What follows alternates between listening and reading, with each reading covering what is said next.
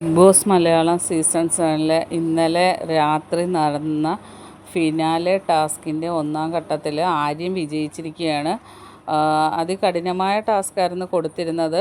Last 3 പേരാണ് ടാസ്കിന് വേണ്ടി മത്സരിച്ചത്.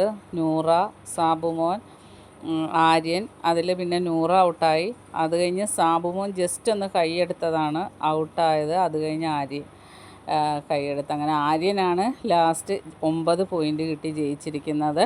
സാബുമോന് 8 പോയിൻ്റ്, നൂറാക്ക് 7 പോയിൻ്റ്, അനിമോൾക്ക് 6 പോയിൻ്റ്, ആദിലക്ക് 5 പോയിൻ്റ്, അക്ബറിന് 4 പോയിൻ്റ്, അനീഷിന് 3 പോയിൻ്റ്, 2 പോയിൻ്റ് നെവിന്, 1 പോയിൻ്റ് ഷാനവാസിന്. അതികഠിനമായ ടാസ്ക് തന്നെയായിരുന്നു. നല്ലൊരു പോരാട്ടമായിരുന്നു ആര്യനും സാബുമോനും തമ്മിൽ. ജസ്റ്റ് ഒന്ന് സാബുമോൻ കൈയൊന്ന് ഊരിയതാണ്. സാബുമോൻ 1-ാം പൊസിഷനിൽ നിന്ന് 2-ലോട്ടായിപ്പോയത്. ബാക്കി അപ്ഡേറ്റുമായിട്ട് വീണ്ടും കാണാം. എൻ്റെ ചാനലൊന്ന് സബ്സ്ക്രൈബ്